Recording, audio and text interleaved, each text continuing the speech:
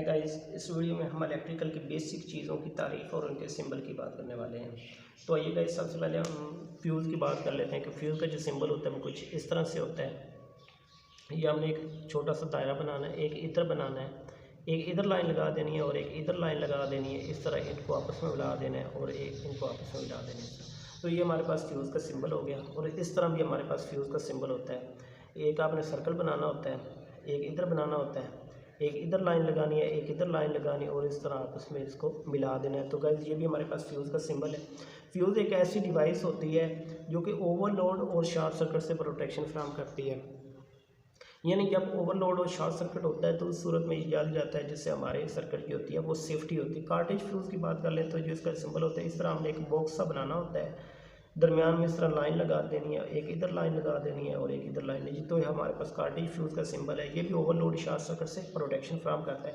अब एनो पुश की बटन की बात कर लेते हैं कि एनो पुश बटन का सिंबल इस तरह, एक ये आपने सर्कल छोटा सा बनाना है और एक इधर बनाना है, एक इधर लाइन लगानी है और एक लाइन के दरमियान इस तरह एक लाइन लगा देनी है। तो ये हमारे पास एनो पुश बटन का सिंबल है। ये नॉर्मली ओपन होता है और इसके दो पॉइंट होते हैं, एक ये और दूसरा ये। एक इनपुट का पॉइंट होता है और एक आउटपुट का पॉइंट होता है और ये सर्किट को कंट्रोल करने का काम करता है।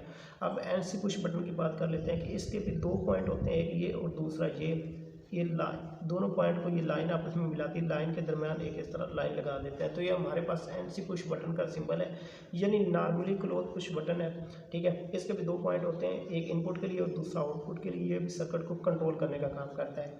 अब लैंप की बात कर लेते हैं। लैंप का सिंबल होता है कुछ इस तरह से होता है। लैंप का सिंबल इस तरह भी होता है और इस तरह भी होता है कि आपने सर्कल बनाना होता है और दरमियान में ये एक्स का निशान, ये क्रॉस का निशान कह देते हैं कि ये लगा देते हैं और ये हमारे पास लैंप का सिंबल बन गया।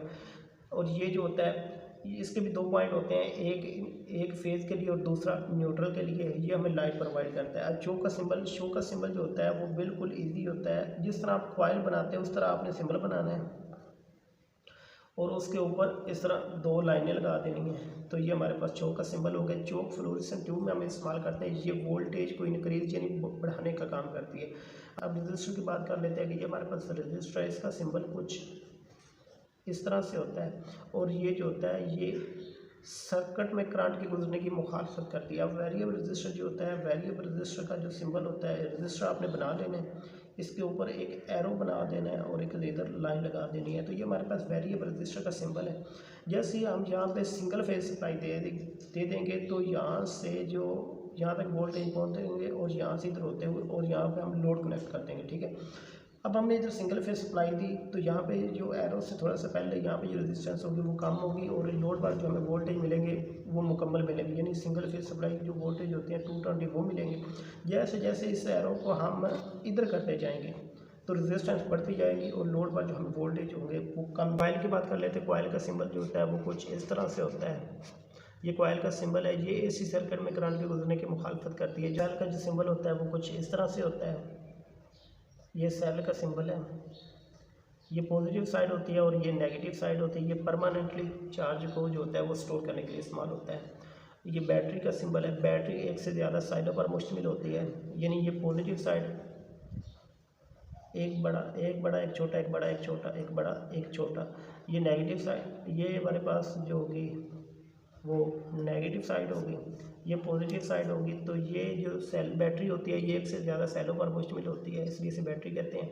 और ये भी सेल की तरफ परमानेंटली चार्ज को स्टोर करने के लिए इस्तेमाल होती है। वाट मीटर जो होता है, वाट का मीटर का सिंबल इस तरह होता है कि हमने एक सर्कल बनाना होता है, सर्कल के दरम्यान हम डब्ल्यू मेंशन कर देते हैं और यहाँ पे 4 निशान लगा देते हैं, 1 2 3 और 4। ये हमारे पास वाट मीटर का सिंबल है। इसकी डेफिनेशन की बात करें तो ये पावर को मेजर करने के लिए इस्तेमाल होता है, यानी वी आई को मल्टीप्लाई करने से जो चीज़ हमें इस्तेमाल होती है उसको पावर कहते हैं। ये पावर को मेजर करने के लिए इस्तेमाल होता है। ओम मीटर जो होता है, ओम मीटर का सिंबल कुछ इस तरह होता है कि हमने एक सर्कल बनाना होता है और दरमियान में ओम का सिंबल मेंशन कर देता होता है, शो कराना होता है और एक इधर निशान एक इधर निशान लगाना होता है। तो ये हमारे पास ओम मीटर का सिंबल है। ये जो होता है ये रेजिस्टेंस को मेजर करने के लिए इस्तेमाल होता है। अब मल्टीमीटर की बात कर लेते हैं कि मल्टीमीटर का जो सिंबल होता है वो एक बड़ा सा आपने थोड़ा सा सर्कल लगाना है और दरमियान में ए वी ओ मेंशन कर देना है, यानी एवो और ये करंट, वोल्टेज और रेजिस्टेंस को मेजर करने के लिए इस्तेमाल होता है, इसलिए इसे मल्टीमीटर को एवोमीटर भी कहते हैं। Power factor on cos theta इसका सिंबल है। पावर फैक्टर जो सिंबल है वो कोस थीटा है, इसका कोई यूनिट नहीं होता। और इसकी जो डेफिनेशन है वो है कि हकीकी पावर और ज़ाहिरी पावर के दरमियान इसको पावर फैक्टर भी कहते हैं। और करंट या कह लीजिए कि KW और KVA के दरमियान इसको पावर फैक्टर कहते हैं, या कह लीजिए कि एक्टिव पावर और अपरेंट पावर के दरमियान इसको पावर फैक्टर कहते हैं। तो गाइज इस तरह की और मालूमाती वीडियो देखने के लिए आप हमारे चैनल को लाइक कीजिए, शेयर कीजिए, कमेंट्स कीजिए और सब्सक्राइब कीजिए ताकि न्यू आने वाली वीडियो आपको जल्द अज जल्द मिल सके। तो गाइज न्यू वीडियो तक के लिए अल्लाह ने के बाद।